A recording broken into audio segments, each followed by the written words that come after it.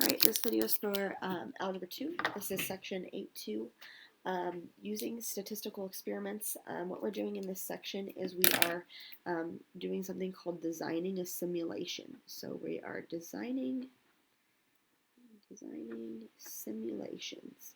And this is kind of the tricky part of the chapter. This is what I was talking about when I wanted to do this chapter with you in person, because designing simulations is a little bit harder to do, through video, but we'll do the best we can here, I guess.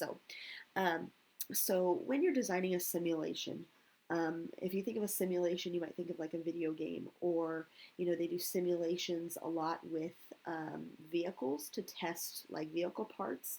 So you guys have all seen, like the crash dummies in the commercials for vehicles, where they design a simulation and they basically crash this vehicle into a wall and figure out, if the dummy is harmed. And the reason why they do that in a simulation is because they wouldn't want to actually put real people in there until they know that it's completely safe.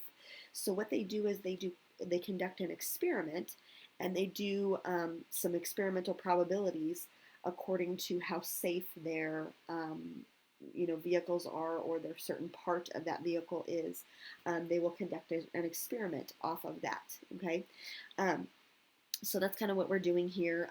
We're dealing with some probabilities, and we're kind of running some random numbers to do this. So I'm just going to read this top part because it's really important. An experiment that would be difficult or impractical to perform can be modeled by a simulation, kind of like the car that I was just talking about.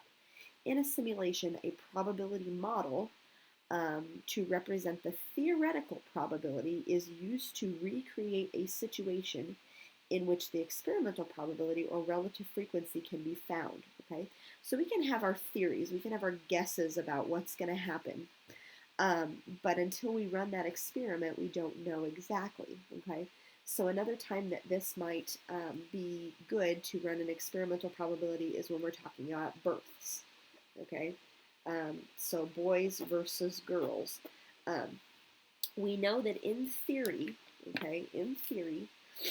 the number of births should be 50% boys and 50% girls. So if I have 100 people in a room, 50 of them should be boys, 50 of them should be girls. Okay, but does that mean that if I have a room full of 100 people, that exactly 50 are boys, exactly 50 are girls? Probably not. That would be like an experimental probability. So we're actually looking at the data afterward. In theory, it should be 50-50 split, but it's not going to exactly be that every single time I have a room full of people. It's not going to be a 50-50 split every single time. So rather than gathering up a room full of 100 people, because we can't do that right now, because you can't have a room full of more than 10 people right now, because we're all quarantined, what we can do is we can experiment and run some numbers. Okay, so what I could do is I could take and run a simulation off of births, and if we think of something that might have a 50-50 chance of happening, like heads versus tails, right? Okay, I could sit and flip a coin 100 times, and if it comes up a head, then that will be a boy. If it comes up a tail, that would be a girl, or vice versa, whatever I designated. Okay, and I could do that 100 times and run that simulation, and that would tell me, kind of, if I were to theoretically have a room full of 100 people, how many of them exactly would be boys versus girls. Okay, so we're kind of setting up simulations according to their theoretical probability. Okay, so coin toss landing heads up is a 1/2 or 50-50 chance. So when we're looking at like 10 tosses, if 3 out of 10 come up, that would be like a 30% chance. So maybe 3 out of 10 came up as heads. That would mean I actually had only 30% boys and 70% girls instead. Okay, so looking at the theoretical probability versus the experimental probability. Okay, all right. So they want us to design a simulation here, and it says Eloy inspects bike frames as they come through an assembly line. Okay, from the previous observations, he expects to find a weld defect. Okay, a weld defect means that there's something wrong with the welding in it. Okay, defect is bad. In 1 out of every 10 frames. Okay, so 1 out of every 10. Okay, so that means if I have 10 frames or 10 bikes, I will have one weld defect out of every 10 frames. Defect. Okay, one weld defect. Okay, and then there's a design defect in 1 out of every 20 frames. Okay, so let's say I have 20 bikes. Okay, there's going to be, let's see, one design defect. So maybe that's like the sticker got put on the bike handle wrong or whatever. Okay, so one design defect out of every 20 bikes. Okay, now we're assuming that you can't assume that the frame can only have one of these defects. Okay, so we're assuming that if it already has a weld defect, it's not going to also have a design defect. Okay, so that means basically if I am looking at 30 bikes total, okay, 2 of them are going to be flawed. 2 flaws out of the 30, right? One of which is going to be a weld, and one of which is going to be a design defect, okay? So 30 bikes total, I'm going to end up with 2 flaws that are going to have to go back through the assembly line and be fixed or maybe just thrown out in general, okay? So they want us to design a simulation in order for this to happen, okay? So what I can do is I can go, I have a really nice website to go to, and I can assign, kind of along the same lines as flipping the coins, I can do a random number generator, and basically I can say pick out 50 numbers or 100 numbers or something like that, and this will give me data according to like picking out the numbers. So this is randomly picking out 50 different numbers. So it picked out a 2 randomly, it picked out a 3 randomly, it picked out a 26 randomly, okay? So what I want to do here is, since I'm looking at 30 total bikes, okay, I'm going to do random numbers 1 through 30, okay, because that's going to represent my sample of 1 through 30, okay, or my 30 different bikes. And then I'm going to say if I get a number 1, it's going to be a weld defect. If I get, let's say, a number 2, it's going to be a design defect, okay? If it's a number 3 through 30, it's going to have no defect at all. It's going to be just fine, okay? So this is a way of simulating kind of how this would work, okay? So I'm going to have it do just that. I'm going to have it, I go down here into my settings, and my minimum number is 1, my maximum number is 30. I'm going to have it do, let's have it just do 50 of them, just kind of like I did up above there. And then this button, I want to make sure I click it, because otherwise it won't duplicate. So like up here where I got 2 26s in a row, if I don't hit that number, then it won't have 26 show up more than once, okay? And I want it to have duplicates. So I'm going to rerun my simulation, and here's the results that I get from my simulation. So there's 50 numbers here, okay? And we're looking at 1s and 2s. Okay, so I look here and I see that there is a 1 here. I think that's the only one. So I only have one 1. So we're going to go down into our box down here. It says refer to the simulation that we've designed in example 1, conduct the simulation and report the results. So according to weld defects, I said if it was a number 1, it was going to have a weld defect. So I'm going to put a tally here for 1. Okay, design defect. If I got a 2, it was a design defect. So let's look and see how many designs we have that are flawed. Okay, I see a 2 here, and I see a 2 here, and that's the only thing that I see. So it's going to have 2 design defects. Okay, no defects. If I ran 50 numbers, that means that there was 47 bikes that went through without any problems. Okay. I was actually supposed to tally those, but I went ahead and just did them. So the frequency is 1, 2, and 47. This should have been my tally column, but that's okay. Total is 50. Total is 50. Okay, 50 total bikes. All right, then we're looking at the probability of a weld defect, design defect, and no defects at all. Okay, so we're going to convert those to probabilities. So 1 out of 50 had a weld defect, and 1 out of 50 as a percentage. Okay, let's think about what that would be. You can do this in your head. 1 out of 50. Percentages are out of 100. So basically I took this 50 and I multiplied by 2. So I have to take the 1 and multiply by 2, right? So what percentage would that be? 2 out of 100 is 2%, right? Okay, does that make sense? So weld defect, there would be 2%. Okay, this right here is noting 20%. 2% would be something really, really, really tiny down there.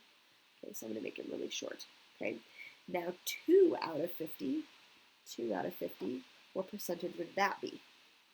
Okay, if I'm converting 2 over 50 to something over 100, again, I'm multiplying the 50 by 2, so I multiply the 2 by 2, and that would give me 4 out of 100, or 4%. So just a little bit taller for a design defect.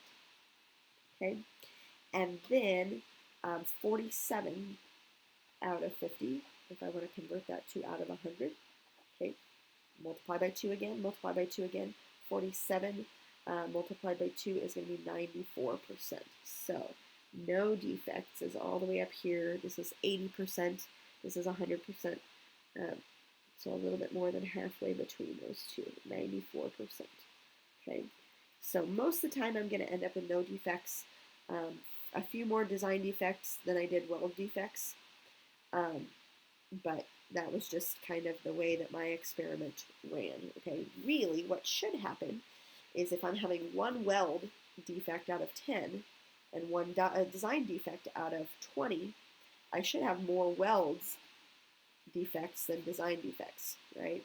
But in my experiment, that wasn't the case, okay? So that's just kind of illustrating how your theoretical, this is theory, and this is experiment, how those might differ sometimes, okay? All right, let's go to the back side. We're going to design something, and we've got to conduct this experiment, and then we'll be good to go, okay? So I'm gonna kind of go off of the random number generator here again, and let's see if we can design this simulation according to that. So a survey at East High School of East High School students found that 40% had brown eyes. I'm going to do that. 40% had brown eyes. Okay, 30% had hazel eyes. 20% had blue eyes. And 10% had green eyes. So that adds up to be an entire 100%. Okay. So what we could do is we could run a random number generator that goes numbers 1 through 100, right? We could do that, and we could say, okay, if it's 1 through 40, it's going to be brown eyes. If it's going to be 41 through 70, it's going to be this one, right? But what we could do is, since each one of these numbers is divisible by 10, I'm going to knock a 0 off, and I'm going to only run my number generator from 1 to 10, okay? That's going to make it simpler and have less numbers to have to look at, okay? So for brown eyes, I'm going to say when I run my generator, when I run my number generator, it's going to spit out numbers between 1 and 10, right? If the numbers are 1 through 4, I'm going to say that that person has brown eyes, okay? If I have 5, 6, or 7, that would be 30% or 3 numbers. That's going to be hazel eyes, okay? There's 2% or 20% or 2 numbers, which would be 8 and 9. If it spits out an 8 or a 9, I'm going to simulate that as a blue-eyed person. And if it is 10 exactly, I'm going to have green eyes, okay? So this is a way to simulate, without having to put a whole bunch of people in a room, simulating those percentages weighted in this way, like you have a weighted average in maybe some of your grades for class. This is weighted at 40%, 30%, 20%, 10%, because it's representing that many numbers out of 10, okay? So I'm going to have it generate 10 numbers 1 through 10, and let's go ahead and do 50 numbers again here. So I'm going to go down and edit my stuff. I want my minimum number to be 1. I'm going to change this from 30 to be 10 instead. Quantity, I want 50. I still want it to do duplicates. So I'm going to do that. And here is the information that I get here. Okay. So, all right. I'm just going to go through and I'm going to count up. Let's see if I can make this a little smaller here so I can get my screens both on the same thing. Okay. So we're going to count up some stuff here. Okay. So brown eyes, we said brown was numbers 1 through 4. Hazel was 5 through 7. 8 and 9 and 10. Okay, so I'm going to go through and I'm going to count up all the number ones for brown eyes, okay? So counting them up, I see a 1 here, I see a 1 here, that's 2, 3, 4. Okay, so I've got 4 plus, and I'm not going to use tallies, I'm just going to do 4. So there's 4 ones, 2s. Let's see, no 2s in the top row, no 2s in the second row. There's a 2 here, so there's 1, 2, 3, 3 2s. Okay, 3s, no 3s. This one has a 3 here. Okay, there's my second 3, and that's all the 3s. So I have 2 3s, and let's see how many 4s there are. 1, 2, 3, 3 4s. Okay, so if I add those all up together, that's 7 plus 5 is 12. 12 is my total frequency for brown-eyed people. So out of 50, I actually had 12 of them. So we'll see if that ends up coming out to be 40%. We'll see. Okay, hazel eyes, if it's a 5, a 6, or a 7, it's going to be hazel. Okay, so let me count up my 5s. 1, 2, 3, 4, 5, 6, 7, 8. 8 hazel eyes. Wow, that's a lot. And that's only the 5s. Now we have to do the 6s. So 6, 1, 2. I only see 2 6s. 2 6s and 7s. I have 1, 2, 3, 4, 5, 6. You guys are probably faster at counting these than I am because I have terrible eyes. Okay, so 8, 2, 6 is 16. Okay, now 16 was actually more than 12, but didn't brown eyes have a higher percentage than what hazel eyes did? Huh, that's kind of weird. So just goes to show you that our experiment will probably have different results than what the theory should have. Okay, blue eyes, 8 and 9. So my 8s, I see 1, 2, 3, 4, 5, 6 8s. And then 9s, I have 1, 2, 3, 4. 4 9s. Okay, so that's 10 total.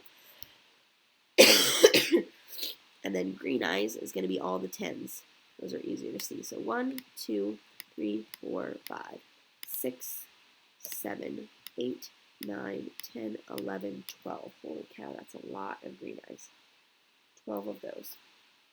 Oh man, that was only one number. Dang. Okay, so I really hope these add up to be 50, and I think that they do. So this is 4, and then 2, 6, and 2 makes 10. So that is 50 numbers. Perfect. We added up correctly. Okay. So now let's figure out what our percentages are. So brown eyes was 12 out of 50. Okay. If I want to convert that, I'm done using this table, so we'll go back here. 12 out of 50, if we want to convert that, we would multiply by 2. 2. 50 would become 100. This would become 24. So this is 24% for brown. Okay.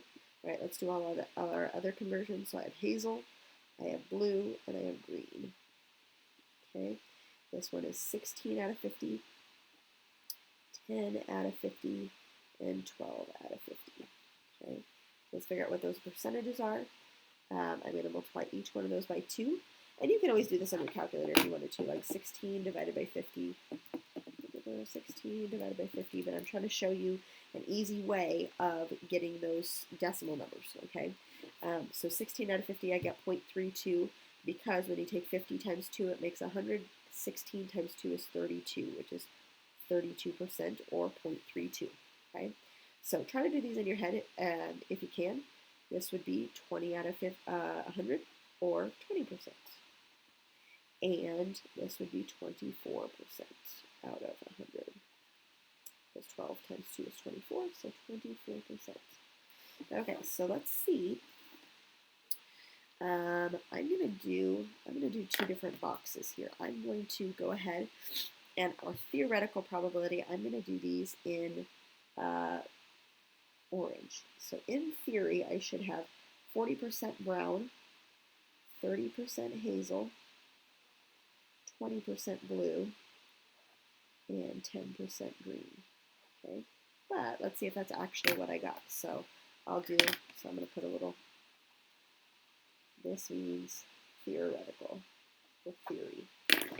In our actual experiment that we conducted using our random number generator, we got 24% were brown.